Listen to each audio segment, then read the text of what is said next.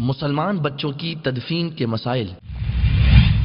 پیارے پاپا جان، میرا آپ سے یہ سوال ہے، جو بچے مردہ پیدا ہوتے ہیں ان کے دفن کرنے کے بارے میں شرعی رہنمائی فرما دیں۔ بچے کے تعلق سے تدفین کا جو مسئلہ ہے غسل وغیرہ کا، تو یہ بہار شریعت صفحہ جلد اول صفحہ 841 مسئلہ نمبر 37 یعنی 37، مسلمان مرد یا عورت کا بچہ زندہ پیدا ہوا یعنی اکثر حصہ باہر ہونے کے وقت زندہ تھا پھر مر گیا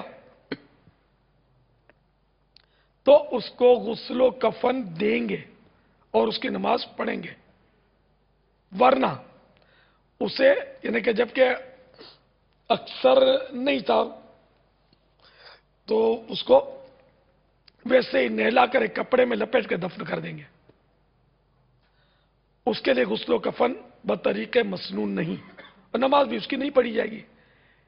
یہاں تک کہ سر جب باہر ہوا تھا اس وقت چیختا تھا، مگر اکثر حصہ نکلنے سے پیشتر پہلے مر گیا تو نماز نہ پڑھی جائے۔